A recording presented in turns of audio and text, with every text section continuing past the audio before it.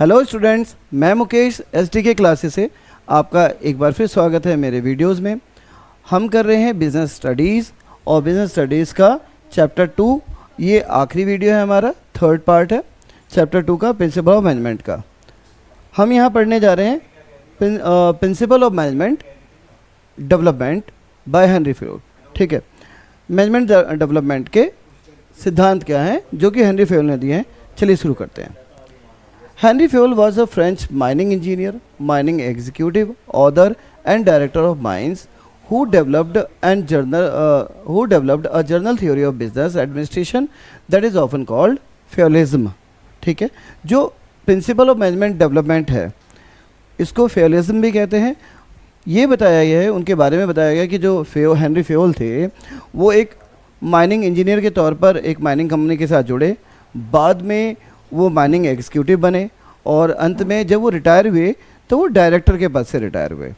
इस दौरान उन्होंने बहुत सारे लेख लिखे और एक बिज़नेस एडमिनिस्ट्रेशन की या बिज़नेस मैनेजमेंट की एक थ्योरी दी और जिसे फेयोलिज्म कहा गया। चलिए पढ़ते हैं इसके बारे में और डिटेल में। अकॉर्डिंग टू हेनरी फेयोल के according specialisation promotes efficiency of the workforce and increases productivity. Henri Fayol के अनुसार अगर विशेषज्ञता जो है बढ़ावा देती है दक्षता को, किसके? वर्कफोर्स की दक्षता को क्या देती है? बढ़ावा देती है और इससे उनकी प्रोडक्टिविटी बढ़ती है।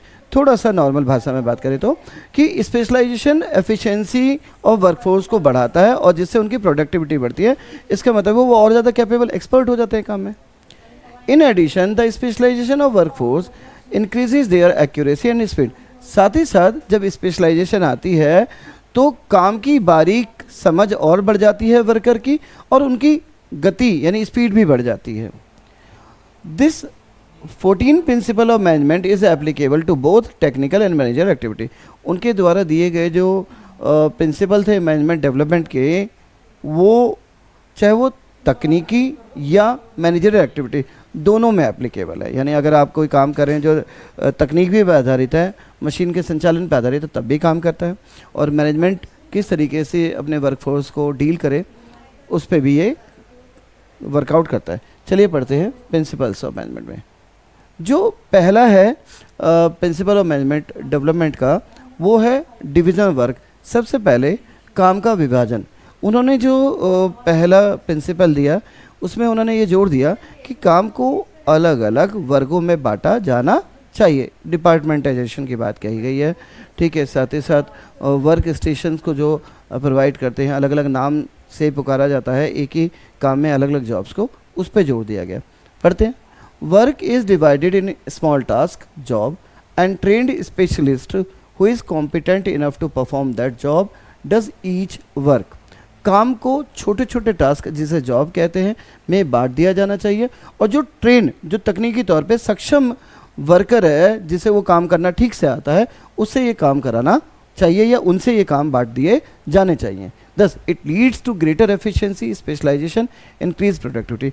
अगर एक एक्सपर्ट जॉब को करता है जो उसी काम को करने में सक्षम है तो इससे एफिशिएंसी आएगी, खर्च कम होगा, कम लागत लगेगी, स्पेशलाइजेशन विशेषज्ञता आएगी, नतीजा काम जल्दी होगा और काम की गुणवत्ता क्वालिटी भी इम्प्रूव होगी और उत्पादकता बढ़ेगी। उत्पादकता का मतलब है क्वांटिटी कम समय में बन रहा है, इसका मतलब ज़्यादा से ज़्यादा अच्छी क्वांटिटी और हायर नंबर ऑफ प्रोडक्ट आपके डेवलप हो पाएंगे। जो पहला था। दूसरा जो उनका प्रिंसिपल है वह अथॉरिटी एंड रिस्पॉन्सिबिलिटी, अधिकार और जिम्मेदारी। सेकेंड प्रिंसिपल जो है वह है अधिकार और जिम्मेदारी, authority and responsibility. Authority means power to take decision and responsibility means obligation to complete the job assigned on time. अधिकार का मतलब उस शक्ति या ताकत से है जो आपको निर्णय लेने का अधिकार देती है। सीधी बात है कि अथॉरिटी का मतलब उस पावर से है जो आपको बेरोक टोक अपना काम करने की ताकत प्रदान करती है। साथ ही साथ रिस्पॉन्सिबिलिटी का मतलब जिम्मेदारी का मतलब है कि आप इस बात को समझते हैं कि जो काम आपको दिया गया है वो समय पे पूरा होना चाहिए। दोबारा, जब हम बात करते हैं अथॉरिटी का मतलब है कि आपको ये पावर दी गई है कि आप अपने डिसीजन खुद ले सकें।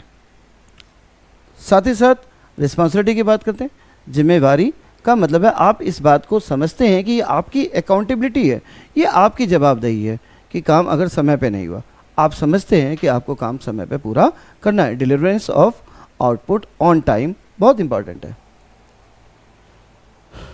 There should be a balance between authority and responsibility. बहुत ज़रूरी है कि एक बैलेंस बनना चाहिए, इक्विलिब्रियम होना चाहिए, स्टेबिलिटी होनी चाहिए कि जो अथॉरिटी आपने दिया है, आप सिर्फ एक निश्चित अधिकार और निश्चित जिम्मेवारी दें, ओवर बर्डन किसी को ना करें या ओवर पावर्ड ना करें। ओवर पावर्ड करेंगे तो मिसयूज़ होगा, ओवर बर्डन करेंगे तो टायर्ड वर्क परफॉर्मेंस आएगा और अच्छी क्वालिटी नहीं मिलेगी, स्पीड भी कम होगी और इनएफिशिएंसी देखने को मिलेगी, खर्च भी ज़्यादा आएंगे। मेरी responsibility without authority makes an executive less interested in discharging duties.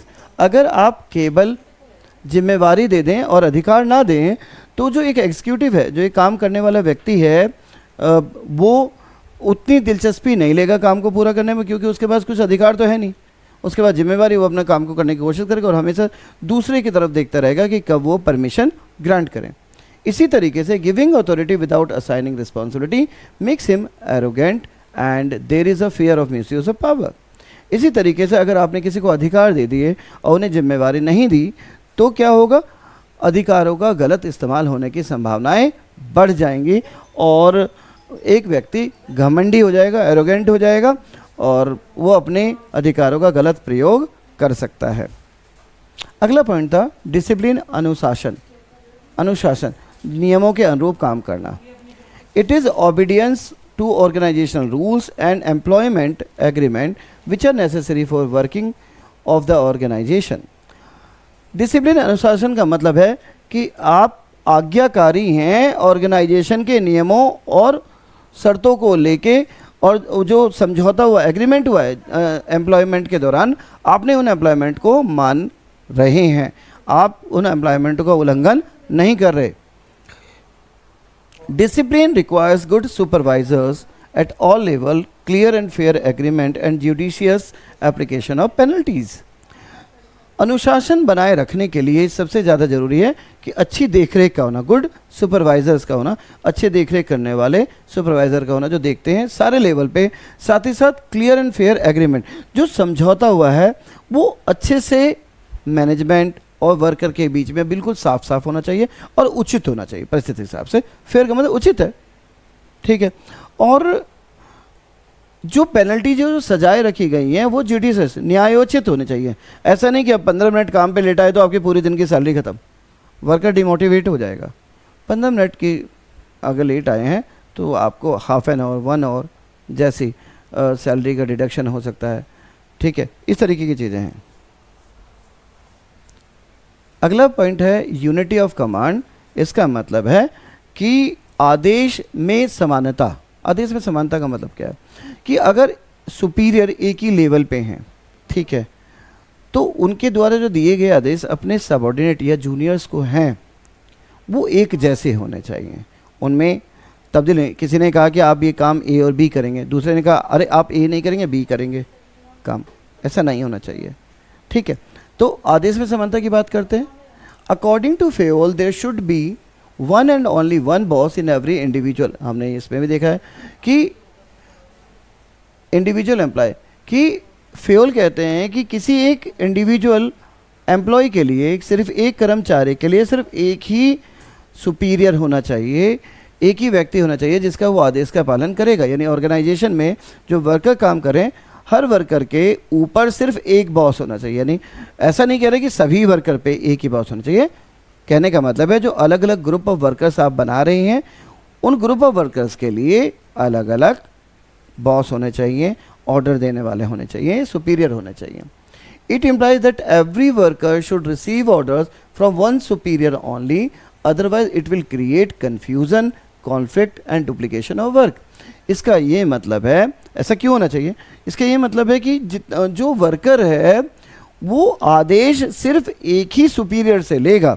एक से ज़्यादा सुपीरियर से आदेश लेने की वजह से कई बार विवादों की स्थिति उत्पन्न हो सकती है, कॉन्फ्लिक्ट हो सकता है, झगड़े हो सकते हैं, कन्फ्यूज़न हो सकती है कि ये वाले सर तो ये कह रहे थे, दूसरे सर ने ये काम कहा, क्लियर नहीं हो पाते थॉट, या डुप्लीकेशन ऑफ वर्क कि यही काम मैं भी करा रहा हूँ, यही काम दूसरा भी करा रहा है, तो डुप्लीकेशन ऑफ वर्क का मतलब है कि एफर्ट भी, टाइम भी और रिसोर्सेज भी वेस्ट हो रहे हैं। अगला पॉइंट है यूनिटी ऑफ डायरेक्शन, दिशा की एकता। इसका मतलब क्या है कि हर कोई विशेष पर्पस क्या होना चाहिए कि ऑर्गेनाइजेशन का जो ऑब्जेक्ट है या गोल है वो कंप्लीट हो रहा हो, हर किसी को ये करने की कोशिश करनी चाहिए, जैसे डायग्राम में भी दिखा रहा है। All the units of an organisation should move towards the same objectives through the coordinated and focused effort.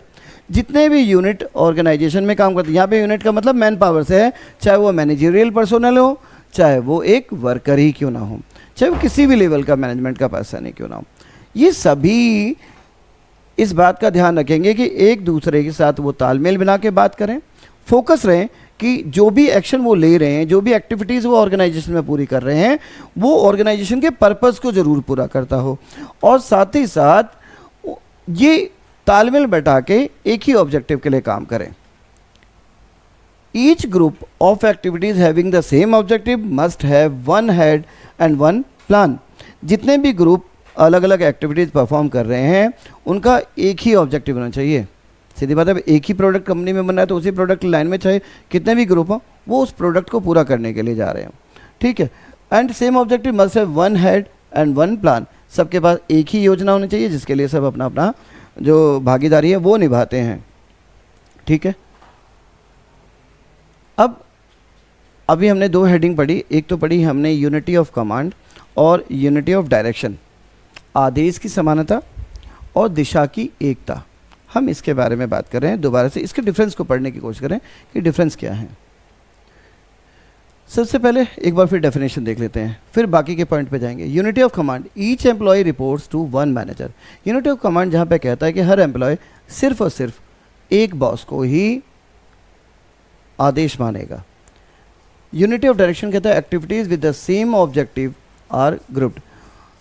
एक ही ऑब्जेक्टिव वाले, यानी अगर ऐसे काम जो ऑर्गेनाइजेशन में किए जा रहे हैं, ऐसी गतिविधियां जो ऑर्गेनाइजेशन में चल रही हैं जिनका ऑब्जेक्टिव सेम है, उन्हें एक ही ग्रुप में रखना चाहिए। अगला है चेन ऑफ कमांड, आदेश का पालन, भाई टॉप टू मतलब लोअर टू टॉप की तरफ। Follows a clear hierarchical structure. Unity of command को में क्लियर पता है कि कौन किसका बॉस है या कौन किसका सबऑर्डिनेट है, ये बहुत क्लियर पता होता है, बिल्कुल साफ पता चलता है। Follows a broader organisational alignment. Unity of direction में एक विस्तृत संस्थान की व्याख्या की जाती है, कैसे अलग अलग लेवल में जुड़े होते हैं, यानी यहाँ पे clarity of chain of command नहीं होती। Decision making, unity of command में अथॉरिटी और रिस्पॉन्सिबिलिटी साफ क्लियर होती है, किसके क्या अधिकार हैं और क्या किसके जिम्मेवारी हैं, बहुत बिल्कुल क्लियर होता है। जबकि decisions are made at higher managerial level. Unity of direction में जो निर्णय लिए जा रहे हैं वो केवल टॉप लेवल मैनेजमेंट के द्वारा लिए जा रहे हैं। लोअर या मिडिल लेवल जो ऑपरेशनल मैनेजमेंट है जनरली उसे इन डिसीजन के बारे में क्योंकि उनसे पूछा नहीं जाता और फैसले बताए जाते हैं, ठीक है। और ऐसे ही मिडिल लेवल मैनेजमेंट को भी कन्वे किया जाता है कि आपको क्या करना है, टास्क दिया जाते हैं। तो ये रहा। फोकस की बात करते हैं। Emphasises individual accountability. Unity of command जहाँ व्यक्तिगत जवाबदेही तय करता है, वहीं पे emphasises coordination and alignment. Unity of direction जो है इस बात पे ज़्यादा फोकस करता है कि लोगों में ज़्यादा से ज़्यादा तालमेल हो और लोग एक साथ होके कैसे काम करेंगे वो इसका ज़्यादा ख्याल रखते हैं। दोबारा, यूनिटी ऑफ कमांड व्यक्ति अपनी जवाबदेही तय होते हैं, इस बात पे ज़्यादा फोकस होता है कि जिस व्यक्ति को जो टास्क दिया गया है वो उसको पूरा करें। कम्युनिकेशन फ्लो की बात करते हैं, वर्टिकल एंड स्पेसिफिक। वर्टिकल का मतलब है नीचे से ऊपर या ऊपर से नीचे आदेश आ रहा है तो नीचे से ऊपर से नीचे की तरफ आ रहा है, ठीक है। लोअर से हायर से मिडिल और मिडिल से ऑपरेशनल तक। जबकि ग्रीवियंसेस, कंप्लेंट या आंसरबिलिटी या जो रिस्पॉन्सेज हैं वो सारे बॉटम टू टॉप की तरफ मूव कर रहे हैं। तो वर्टिकल कम्युनिकेशन है। इसमें हॉरिजॉन्टल और ब्रॉडर है। हॉरिजॉन्टल और ब्रॉडर का मतलब है ये हाइब्रिड है, इसमें वर्टिकल भी देखने को मिलेगा। ज़्यादातर क्या होता है, ब्रॉडर होते हैं सेम लेवल के जो मैनेजोरियल पर्सन है बेसिकली वो एक दूसरे को से डिस्कशन करते हैं, तो हॉरिजॉन्टल ज़्यादा देखने को मिलता है। और अगला है कम्युनिकेशन फ्लो के बाद इम्प्लीमेंटेशन, जो ऑर्डर हैं वो कैसे लागू होते हैं। Efficient for smaller organisation. Unity of command आमतौर पे जो छोटी संस्थाएं हैं उनके लिए बहुत ही ज़्यादा किफ़ायती होती हैं, फ़ायदेमंद होती है, कम कॉस्ट पे आसानी से हो जाती है। Applicable to larger complex organisation. आमतौर पे यूनिटी ऑफ डायरेक्शन जो मल्टीनेशनल ऑर्गेनाइजेशन है उनके लिए ज़्यादा उपयोगी सिद्ध हो पाते हैं। फ्लेक्सिबिलिटी, लचीलापन की संभावना है कि क्या फैसलों में उतार चढ़ाव की संभावनाएं हैं। यूनिटी ऑफ कमांड में less flexible in adapting the changes. अगर कोई बदलाव ज़्यादा आ रहा है एनवायरमेंटल, चाहे वो इंटरनल टू हो चाहे एक्सटर्नल टू बिजनेस, अगर कोई चेंजेस आ रहे हैं तो उसमें बदलाव के चांसेस बहुत कम होते हैं, जबकि more adaptable to changes and flexibility. Unity of direction जो है बदलाव को, चाहे वो इंटरनल टू ऑर्गेनाइजेशन हो या एक्सटर्नल टू ऑर्गेनाइजेशन हो, वो आसानी से उसे एक्सेप्ट कर लेता है। आगे कह रहे हैं, लास्ट पॉइंट है अलाइनमेंट की बात करते हैं। Ensure clear lines of authority. यहाँ पे पता होता है किसके पास क्या अधिकार है, बहुत क्लियर पता होता है। जबकि promotes consistency and unity of goals. जो यूनिटी ऑफ डायरेक्शन है वो समानता को बनाए रखने की कोशिश करता है, परफॉर्मेंस में ज़्यादा चेंजेस ना है, वो इस पे ज़्यादा फोकस करता है। और यूनिटी ऑफ गोल्स, और एक समान लक्ष्य पता हो, यानी कैसे भी करके जो इंडिविजुअल लक्ष्य हैं और जो ऑर्गेनाइजेशन लक्ष्य हैं वो एक साथ हो सके, उनमें एकता हो सके, ये पूरा करने की कोशिश करता है। इस तरह के जो डिफरेंसेस थे वो क्लियर हो गए। आते हैं हमारे नेक्स्ट पॉइंट पे। नेक्स्ट पॉइंट है subordination of individual interest to general interest. इसका मतलब ये है कि हम व्यक्तिगत हित को सामान्य हित के अधीन करते हैं। सामान्य हित का मतलब ऑर्गेनाइजेशन गोल। मैं इस ऑर्गेनाइजेशन में काम करता हूँ एसडी के क्लासेस में, तो मैं क्या चाहता हूँ भाई, मुझे यहाँ से अच्छी सेल मिले और रेपुटेशन मिले और मेरा भुगतान टाइम पे हो, है ना। ये हो गया मेरा व्यक्तिगत। ऐसे ही मेरे अदर जो स्टाफ हैं उनके भी ये होंगे। लेकिन अल्टीमेटली ऑर्गेनाइजेशन का गोल क्या है कि मैक्सिमम स्टूडेंट जो है हाई स्कोर करें, अच्छा फुटफॉल आए, हमारी मार्केटिंग हो और हमारी जो प्रोडक्टिविटी है वो और ज़्यादा बढ़े। तो जो subordination of individual interest to general interest का मतलब यही है कि कैसे हम सब के जो गोल हैं उसको हमने ऑर्गेनाइजेशन गोल के साथ कनेक्ट किया, ताकि जो पर्पज़ है ऑर्गेनाइजेशन का और जो पर्पज़ है हमारा वो ठीक से पूरा हो सके बिना किसी झंझट के। लेकिन हमने क्या किया, हमने जो पर्सनलाइज इंटरेस्ट थे उसको ऑर्गेनाइजेशन इंटरेस्ट के साथ के अंडर करा, ठीक है। सुपीरियर क्या हुआ, ऑर्गेनाइजेशन इंटरेस्ट, वो पूरा होना चाहिए, और सबऑर्डिनेट क्या हुआ, वो इंडिविजुअल इंटरेस्ट हुए।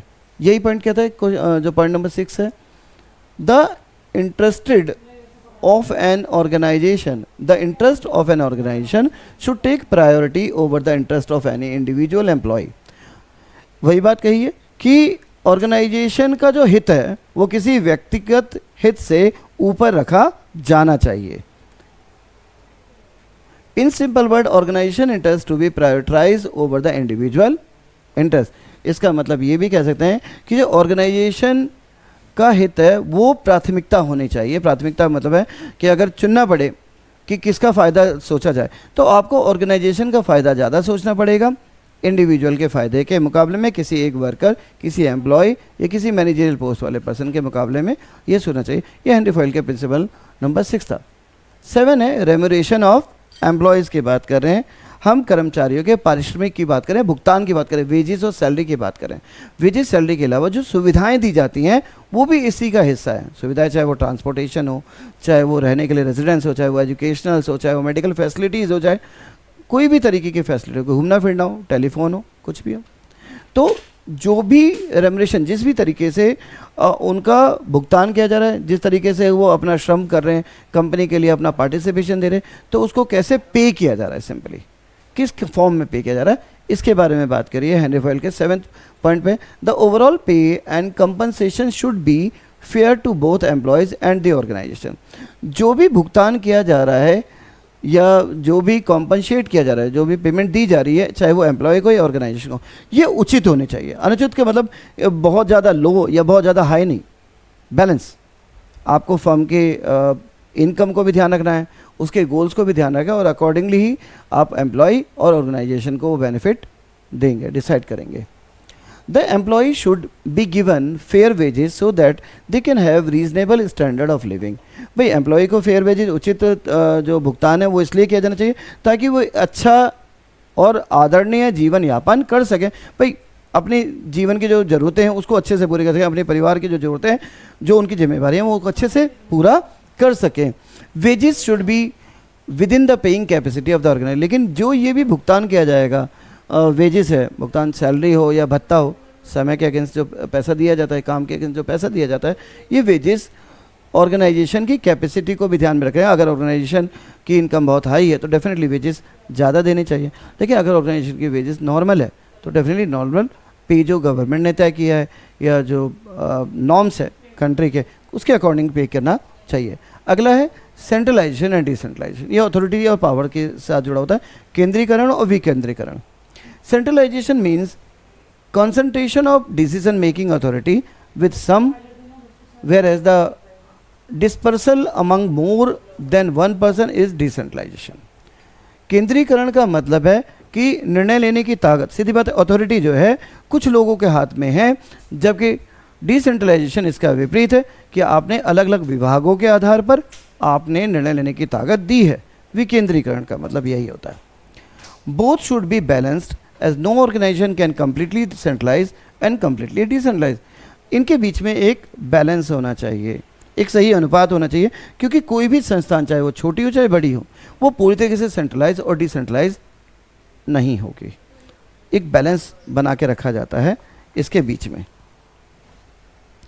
अगला है स्केलर चेन। दिशा की बात हो रही है, दिशा की बात है ये तो the formal lines of authority and communication between superior and subordinate from highest to lowest ranks is known as scalar chain. Scalar chain का मतलब वो जो औपचारिक अधिकार है और जो बात करने का तरीका, बात अगर कम्युनिकेशन को इंग्लिश में कहते हैं संप्रेषण, लेकिन सीधा कहें कि मैं अपनी बात किससे कहूँगा, अपने से सुपीरियर से, और मेरी बात अगर सुपीरियर से नहीं बनती तब मैं उससे उनके से ऊपर वाले पे होंगे उन पे जाऊँगा। ऐसा नहीं कि मैं सीधा जंप करके चला गया। ये कुछ ऐसा है जैसे एक स्टूडेंट है, टीचर हैं क्लास के और प्रिंसिपल हैं, तो अगर कोई भी शिकायत या कोई भी बात अगर एक स्टूडेंट को करनी है तो किससे करना चाहिए? पहले उसे सीधा प्रिंसिपल से तो नहीं ना, पहले उन्हें बात करनी चाहिए टीचर से, अपने क्लास टीचर से। अगर क्लास टीचर उसी बात को प्रिंसिपल पे लेके जाएंगे, पर यदि कोई शिकायत स्टूडेंट की नहीं बनती क्लास टीचर से, केवल तभी वो प्रिंसिपल तक सीधा पहुँचे।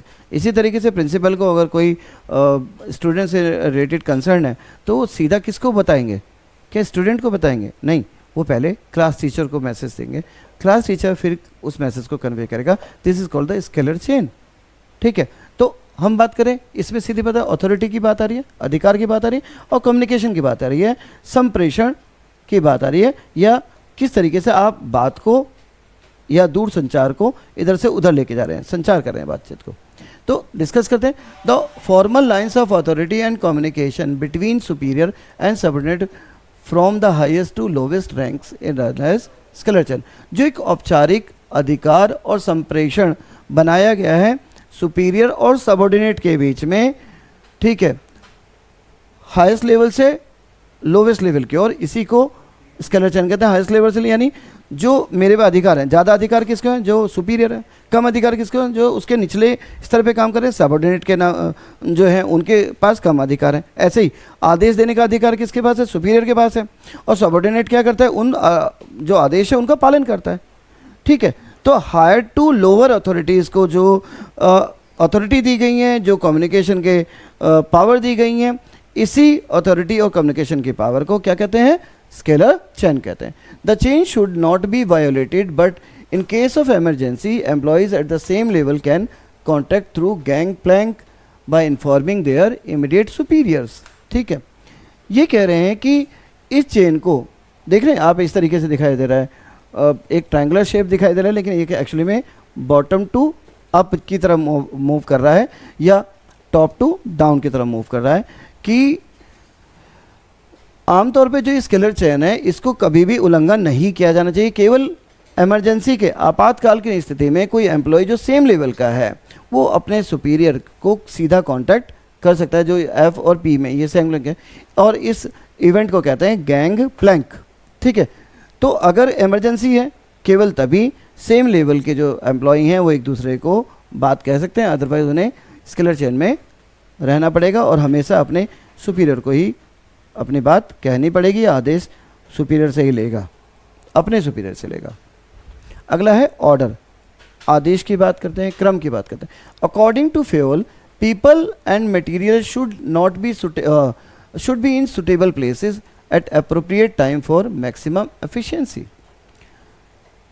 फ्यूल के अनुसार जो काम करने वाले लोग हैं और जो सामग्री चाहिए, जो रॉ मटेरियल वगैरह चाहिए, वो सही और उपयुक्त समय पे उपयुक्त जगह पे होने चाहिए, ताकि लागतों में कटौती हो, यानी जो खर्च है प्रोडक्शन के लिए उसको कम किया जा सके।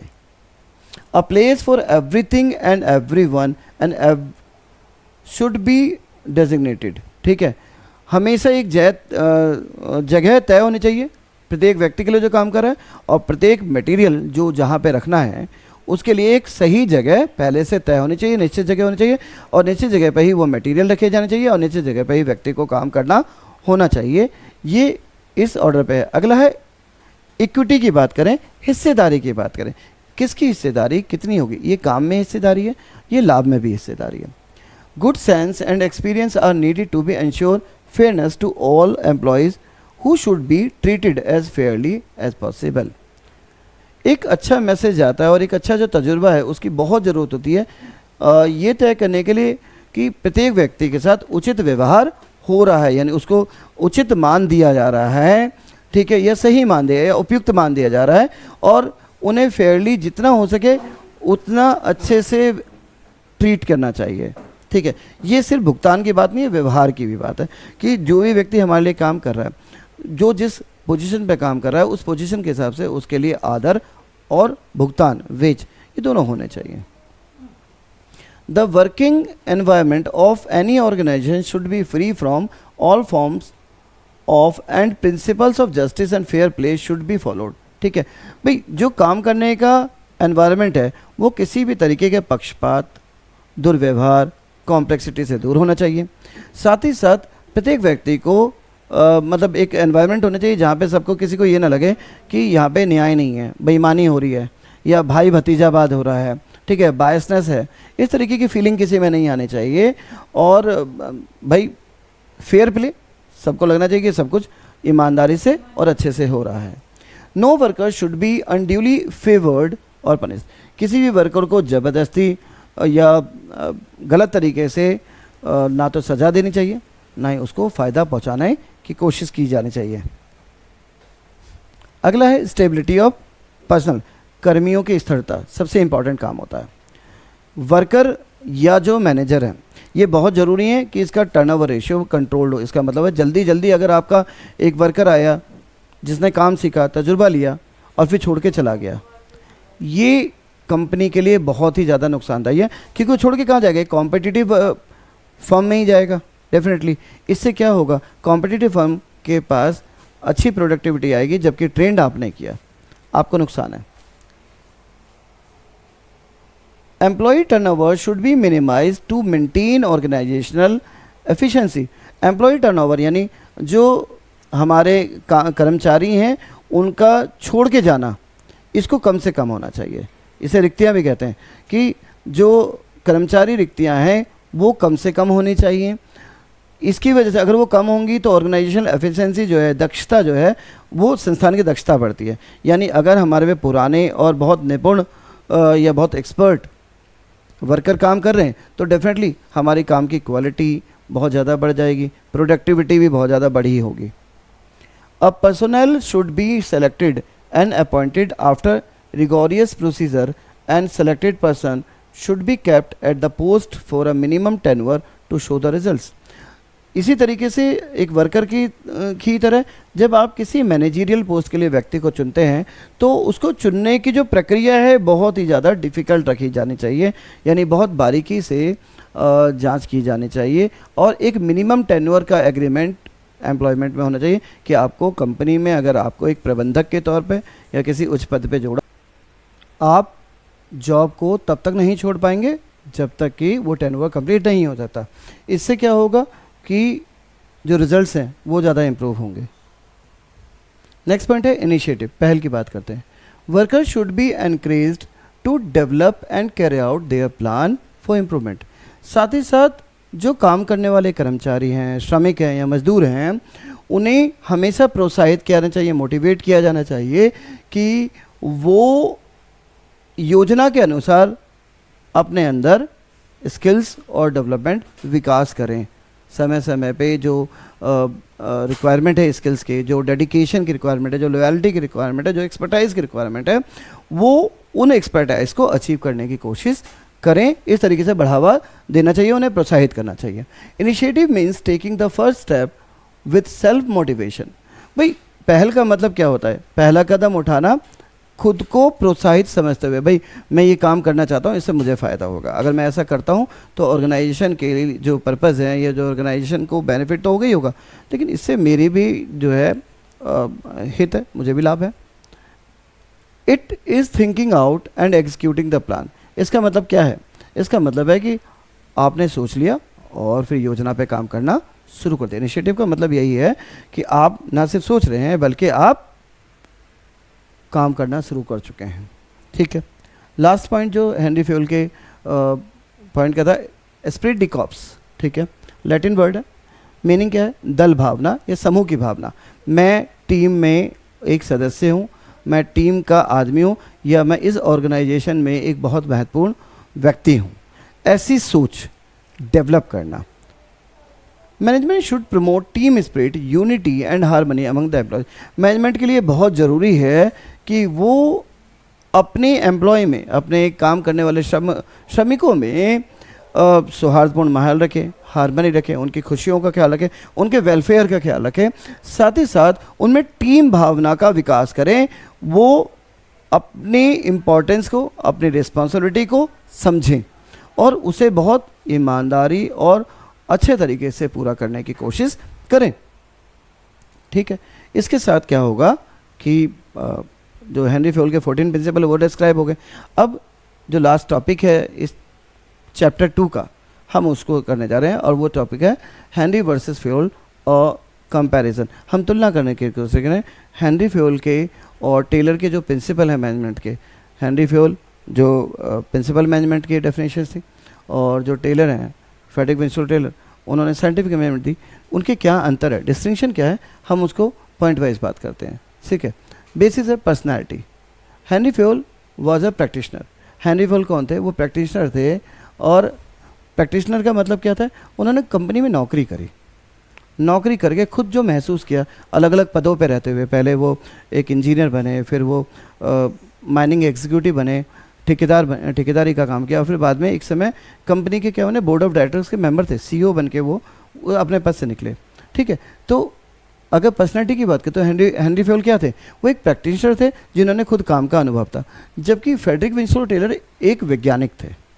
ठीक है, वैज्ञानिक कॉज एंड इफेक्ट पे बात करते हैं, पहले से योजना बना के काम को करने की बात करते हैं, पहले से लक्ष्य तय करते हैं और लक्ष्य को पूरा करने के लिए क्या क्या स्टेप्स हैं।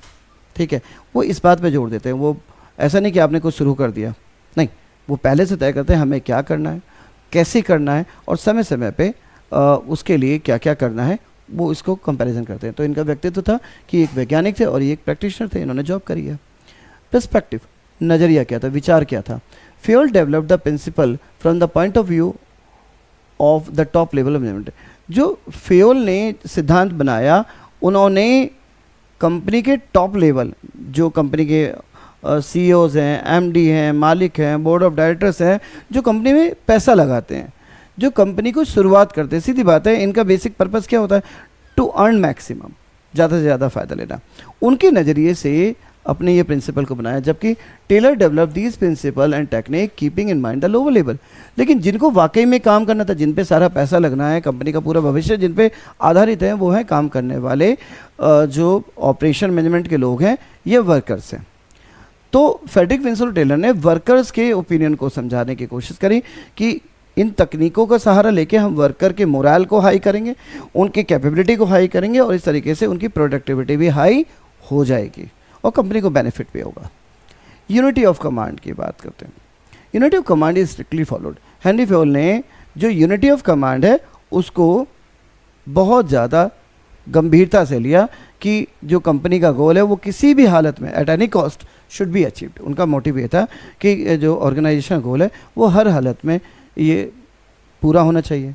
जबकि unity of command was not followed and emphasise was given on functional foremanship. यहाँ पे यूनिटी ऑफ कमांड पे ज़्यादा फोकस ना करके फंक्शनल फोरमैनशिप जो एग्जीक्यूटिव बॉडीज है, जो वर्कर लेवल है, वर्कर लेवल पे जो स्पेशलाइज हैं उन पे ज़्यादा जोर दिया गया कि भाई आप उन्हें जिम्मेदारी दीजिए कि वो काम को ठीक से पूरा कराएं, क्योंकि ग्राउंड फ्लो लेवल पे तो वही काम करने हैं, तो जो काम करने हैं वो ज़्यादा बेहतर कर पाएंगे। तो इनका फंक्शनल फोरमैनशिप पे, जबकि इनका यूनिटी ऑफ कमांड पे, यानी Henry Fayol unity of command पे ज़्यादा फोकस थे, जबकि इनका फंक्शनल फोरमैनशिप पे ज़्यादा फोकस था। अगला एप्लीकेबिलिटी कब होता है? Fayol's principle are universally applicable as they are flexible. जो फ्योल के सिद्धांत हैं या जो उसूल हैं, जो थ्योरीज हैं, ठीक है, 14 जो प्रिंसिपल हैं, वो चाहे वो एक लार्ज ऑर्गेनाइजेशन हो, चाहे वो स्मॉल ऑर्गेनाइजेशन हो, चाहे वो प्रॉफिटेबल या नॉन प्रॉफिटेबल हो, सभी तरीके के ऑर्गेनाइजेशन पे ये इक्वली एप्लीकेबल हैं हर जगह, ठीक है। जबकि Taylor's techniques and principle applied specific situation as they are less flexible. Taylor के जो प्रिंसिपल्स हैं या टेक्निक्स हैं वो हर सिचुएशन में एप्लीकेबल नहीं है, वो फ्लेक्सिबिलिटी नहीं देते, बदलाव के ज़्यादा चांसेस आपको नहीं दे पा रहे, फ्लेक्सिबिलिटी प्रोवाइड करते हैं फ्योल के सिद्धांत। बेसिस ऑफ फॉर्मेशन, आधार क्या है, कैसे इन्होंने प्रिंसिपल बनाए? Fayol principle are based on personal experience. Fayol ने जो ये सिद्धांत बनाए, प्रिंसिपल बनाए, 14 प्रिंसिपल, उन्होंने अपने व्यक्तिगत तजुर्बों के आधार पर बनाए, जो उन्होंने जीवन भर जॉब करी अलग अलग रैंक पे, और जिस तरीके से उन्होंने प्रमोशन लिया अपने आप को ग्राउंड लेवल से अप पे देखा, अपनी आकांक्षाएं, अपने ऑब्जर्वेशन, अपने एक्सपीरियंस, उसके आधार पर फ्योल ने ये जो प्रिंसिपल ऑफ मैनेजमेंट है उसको डेवलप किया। Taylor principle and technique are based on the experimentation and observation. जबकि टेलर क्योंकि खुद साइंटिस्ट थे तो प्रॉज एंड कॉन्स थे, तो उन्होंने एक्सपेरिमेंट के आधार पर, अनुसंधान के आधार पर, और जो उन्होंने ऑब्जर्व किया, जो नतीजे देखे, उसके आधार पर अपने प्रिंसिपलों को डेवलप किया। Focus, the main focus is given overall administration of the organisation. Henry Fayol का जो फोकस था वो इस बात पे ज़्यादा जोर था कि कंपनी का जो एडमिनिस्ट्रेशन है, प्रबंधन है, उसको किस तरीके से व्यवस्थित करना है, उसको कैसे ठीक से चैनलाइज करना है, क्योंकि अगर मैनेजमेंट ठीक से काम करेगा सारा, चाहे टॉप हो, चाहे मिडिल हो, चाहे ऑपरेशन हो, तो उनका मानना था कि आउटपुट खुद ब खुद बेहतर हो जाएगा। जबकि the main focus given to increasing productivity of employees, जबकि जो Frederick Winslow Taylor scientific management है उस पर ज़्यादा जोर एम्प्लॉय की प्रोडक्टिविटी, उसकी एफिशिएंसी को बढ़ाने पे, उसके एक्सपर्टाइज को बढ़ाने पे, उसके स्पेशलाइजेशन को बढ़ाने पे ज़्यादा फोकस किया गया कि एक एम्प्लॉय को अगर एक ही काम दिया जाए तो उसे उसमें ज़्यादा निपुण होगा और उसकी प्रोडक्टिविटी भी बढ़ेगी और कंपनी की प्रोडक्टिविटी इस तरीके से बढ़ जाएगी। तो इस पर ज़्यादा फोकस था। ह्यूमन एलिमेंट, ह्यूमन एलिमेंट का मतलब है इंसानी पक्ष को देखना। Importance was given to human element in principle like equity, initiative and stability of tenure. ज़्यादा ह्यूमन एलिमेंट यानी मानवीय विचारों को, मानवता को ज़्यादा फोकस किया गया, क्योंकि इनके सिद्धांतों में समानता की बात की गई, पहल करने की बात की गई, और स्टेबिलिटी ऑफ टेन्योर की सामने वाला जब एक कंपनी में काम करता है तो वो भी चाहता है कि एक निश्चित समय तक तो वो काम करे ही करे, उसे पता हो कि वो कम से कम कंपनी के साथ कितने साल जुड़ा हुआ है, ताकि उसे डर ना लगे अपने भविष्य का, एम्प्लॉयमेंट गंवाने का डर ना लगे। तो इनमें जो ह्यूमन एलिमेंट है उसको ज़्यादा फोकस किया गया।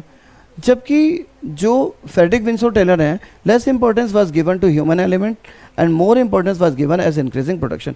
इनमें ह्यूमन एलिमेंट की बात ज़्यादा नहीं की गई, मानवीय गुणों की बात नहीं की गई, बल्कि उत्पादन को बढ़ाने के तरीकों पे ज़्यादा जोर दिया गया कि कैसे भी कंपनी का जो प्रोडक्शन है वो किस तरीके से बढ़े, इस बात पे ज़्यादा जोर था। लास्ट पॉइंट है एम्फेसाइजेस।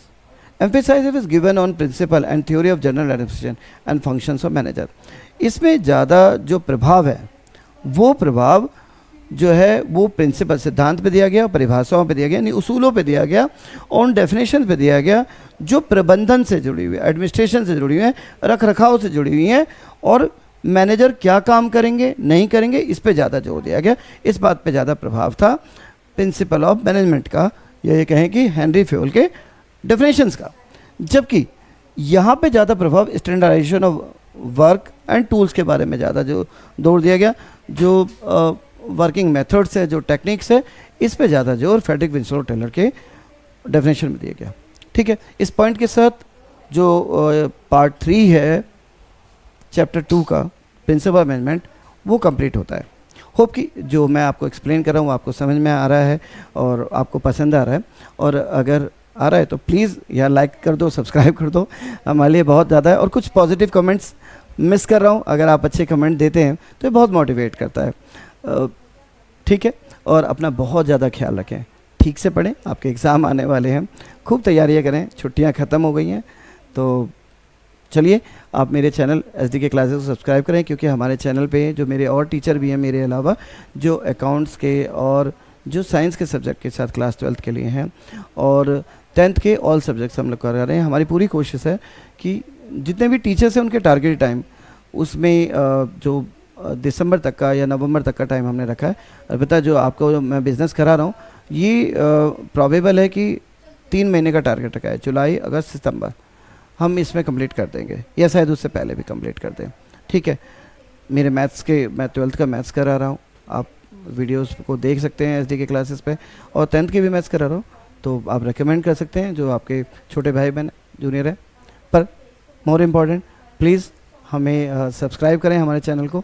ठीक है, मिलते हैं नेक्स्ट वीडियो में, अपना बहुत बहुत ख्याल रखें, बाय बाय।